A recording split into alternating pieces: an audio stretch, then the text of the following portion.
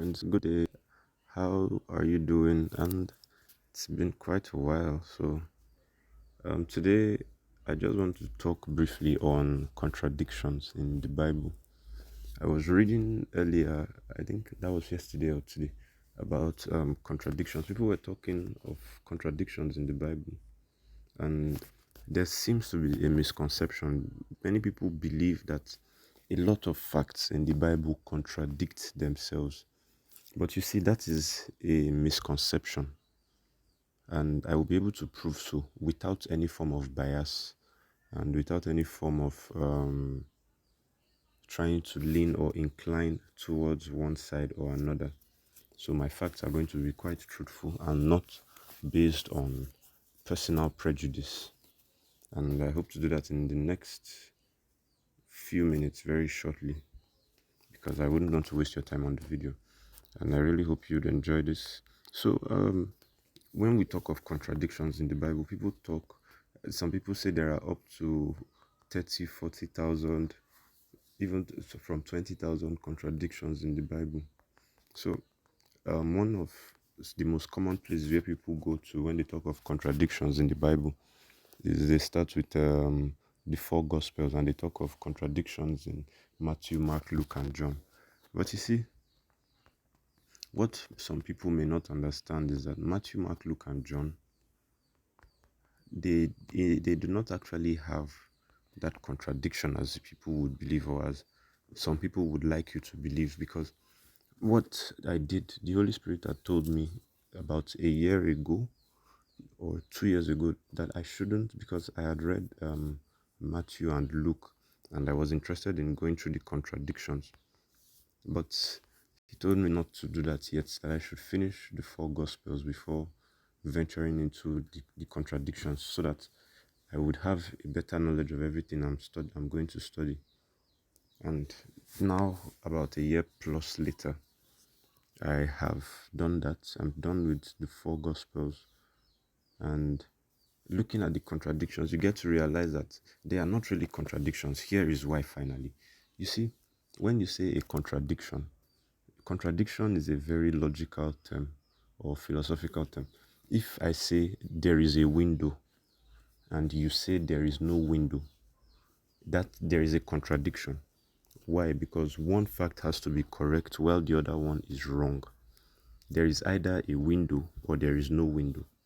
So if there is a striped window that's probably black and white, and one person says there is a black window with white stripes, another person says there's a white window with black stripes, and another person says there's a colored window, this is not really much, especially with the black and white ones.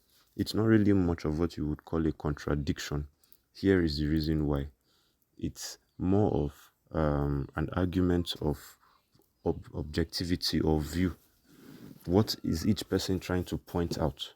Is the person more concerned about the black being accentuated, or is the person more concerned about the detailing of the white? Just like two people may view a cup, and one person would say it's halfway full, while to another person it's halfway empty. It's not contradicting. The cup is half, it's in the middle. The water or drink in it is in the middle. So it is half. But the question now is it halfway full or halfway empty? So you see, the same thing happens with book of Matthew, Mark, Luke, and John, and also in many other places. Like we have the people talking of the contradiction of who killed Goliath, because of the stories in First Samuel and First Kings. Look, in Samuel and Kings looking a bit different, but I would probably go into that another time. But it's still covered in this same explanation. So you see, while Matthew, for example, from my own personal experience, Matthew was more concerned about giving you the teachings of Jesus, the preachings of Jesus, while Mark was more concerned about giving you a rundown of his life. And remember, Mark wasn't there. Mark literally wrote the story as it was being dictated to him by Peter, who was there. So the book of Mark, in a way, you could also call it the book of Peter.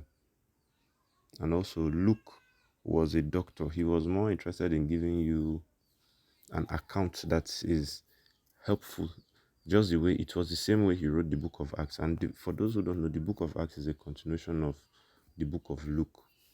So he gives you facts, he gives you numbers. And John, who described himself as the disciple well beloved by the master, gives you a first-hand account from the objective of a friend who was at the right-hand side of the master when each and every thing happened.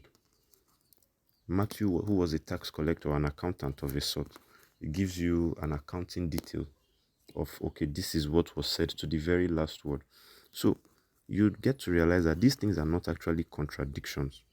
Rather, because when you say a contradiction is, did it happen or did it not happen? Was something there or not? Not a case of there was one person or there were two people, or it was from up or it was from the left side of up of above or from the right side of above. That just depends on what whoever was looking at that time was paying attention to. Even if you bring two eyewitnesses to a place and ask them to recount a story they both watched, they are not going to give you a perfectly similar experience. It will be, what would remain similar are the facts. If someone was shot, the facts of the shooting would be there, but they may not each be able to describe the gun the exact way. They may not each be able to describe how the person shot it the exact way, or what was said the exact way. And there are a lot more aspects, like the translation of the Bible from Jesus most likely spoke in Aramaic, and the New Testament was written mostly in Latin. Yes. So, sorry. Yes, in Latin. So this makes for possibility of transliteration versus translation issues. So those translating may not have used the exact words that were said, but wrapping them up in what people would understand. So you get to realize, after checking through these contradictions, which is what I did, you discover that these contradictions are not really contradictions. They are not. If you talk of a contradiction, it's a question of, was it a boy or was it a girl? Not a question of, was the person 14 years old or 14 and a half years old?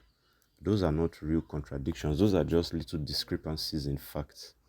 And we shouldn't let them be used as circumventions to distract us from the real facts. For example, we shouldn't be too bothered about whether the man Jesus healed was 20 years old or 18 years old, or if he was at the gate of the city or in the middle of the city. No.